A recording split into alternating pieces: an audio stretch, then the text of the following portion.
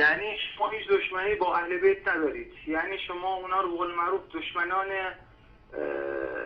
آخه من دشمنان اهل بیت لعنت میکنم. ما دشمنی داریم؟ ما دشمنان اهل بیت لعنت میکنیم، اگر که لعنت جز دین ما نیست. ما اهل بیت از خودمون میدونیم. آخه ما چطور ممکنه باشون دشمنی داشته باشیم که بر نماز برشون درود میفرستیم؟ لیکن شیعه معنی اهل بیت رو تحریف کرده، همچنان که معنی بقیه دین رو تحریف کرده. اهل بیت 12 نفر نیستن، اهل بیت فقط 16 نفر نیستن، اهل بیت 14 معصوم نیستن، اهل بیت همه اهل بیت پیغمبرن. یک رحمت وسیع رو تنگ کردن، یک دریا رو جویبار کردن، یک تحریفه. ما مکلفیم اهل بیت رو دوست داشته باشیم، مکلفیم بر اونها بر نماز درود بفرستیم. چرا؟ به خاطر محمد علیه السلام، نه به خاطر جمال رویشون. ما مکلفیم که اصحاب پیغمبر رو دوست داشته باشیم به خاطر محمد صلی الله علیه وسلم. اگر گوش عزیزه گوشواره عزیزه، اگر محمد عزیزه یارانش عزیزه، اگر محمد عزیزه اهل بیتش عزیزه، اگر محمد عزیزه همسرانش عزیزه. ممکنه جناب عالی یه شخصی رو دوست داشته باشی، مثال عرض میکنم، یه مرجعی رو دوست داشته باشی، بعد بفهمی که آقا زنش بدکاره بوده، شما خمینی رو دوست داشته باشی بگی زنش بدکاره بوده، محاله. پیش همه عاقلان دنیای محاله. آقا بله درسته. خب امروز شیعه همین کارو میکنه. شیعه امروز با پیغمبر که صورت کل شیعه نه کل شیعه نه. کل شیعه اگر بگم کل شیعه جنایته. امروز بسیاری از رهبران شیعه، بسیاری از علمای شیعه، اکثریت علمای شیعه همین کارو میکنن. اینه که بعد از عایشه میگن، اینه که بعد از حفصه میگن، اینایی که کتاب می‌نویسن که عایشه فاحشه، بعضا البته همه اینجوری نیستن. خب امروز این عقاید در میان شیعه جز متواتراته. به هر حال اگر همه هم نباشن، امروز شیعیان نظر خوبی نسبت به همسران پیغمبر ندارن. آیا این تصویری که شیعه از پیغمبر داده، این چه پیغمبریه؟ نعوذ بالله، خاکم بدهن. این چه پیغمبریه که همسرانشو نتونست تربیت کنه، شاگردانشو نتونست تربیت کنه؟ این چونی پیغمبری اصلا ولش کن، بره پیکارش بهتره.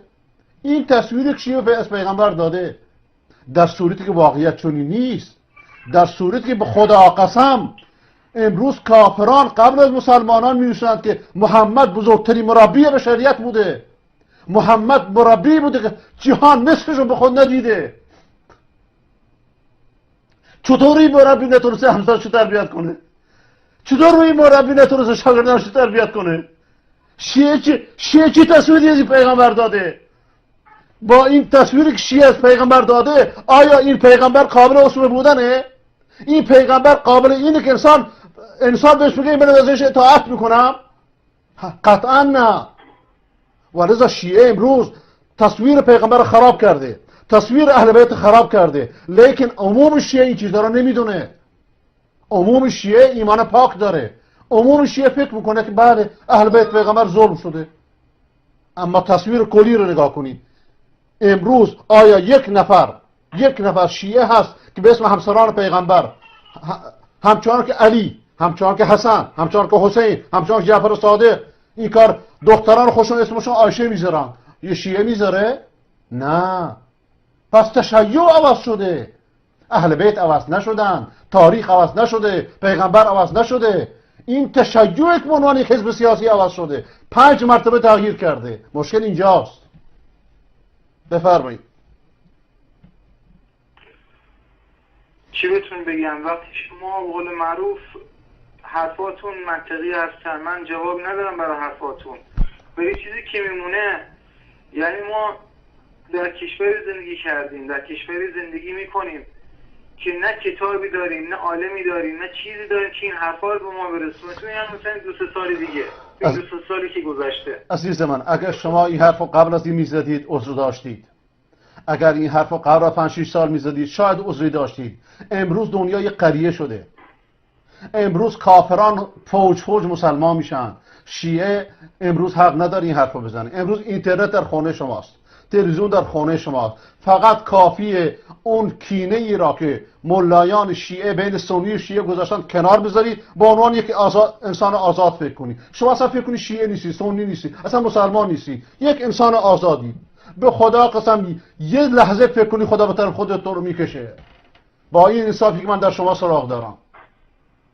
امروز کتاب آزاد میتونی با یک فیلتر شکن صدها کتاب پیدا کنی.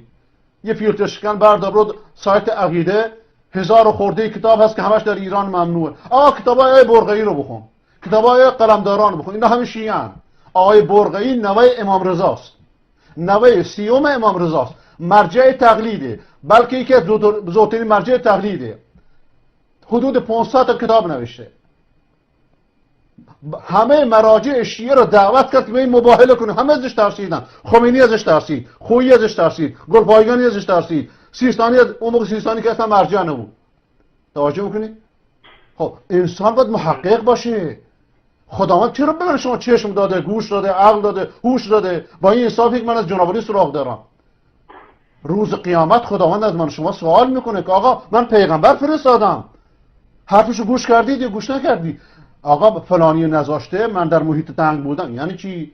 حتی قرآن میگه اگر شما در زمینی که نتونستی آزادانه عبادت کنی تهاجروا فی سبیل الله ان ارضی واسعه، زمین من وسیع بوده چرا هجرت نکردی؟ بنده اومدم ایران چند سالی نشستم دیدم قابل زندگی نیست، گفتم هجرت کنم.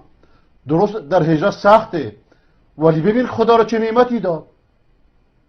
زمین خدا واسعه. مهم اینه که انسان به حقیقت برسه، مهم اینه که به عشق خودش برسه، مهم اینه که به خدای خودش برسه، مهم اینه که وجدانش راحت باشه، مهم اینه که به جنت بره، مهم اینه که به بهشت بره. این مهمه. بفرمایید.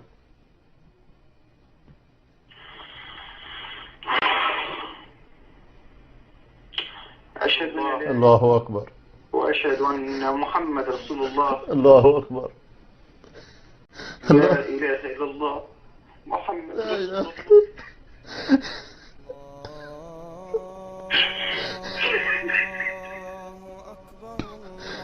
اللهم تقبل يا رب، اللهم تقبل يا رب. ای خدایا ازش بپذیر، ای خدایا ازش بپذیر، ای خدایا دلش را صاف کن، ای خدایا دلش را پر از نور ایمان بگردان، دلش را پر از نور قرآن بگردان.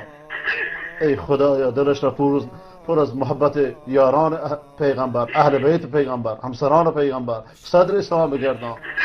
ای بار خدایا ایشان را و بقیه مصطفان را کینه ها بغض ها را از دلشون در بیار، نور توحید را در دلشون روشن بگردان. ای خدایا او را مشعل هدایتی برای قوم خودش بگردان، مشعل هدایتی برای خانواده خودش بگردان. روز به روز به قرآن و سنت نزدیکترش کن، روز به روز به توحید نزدیکترش کن.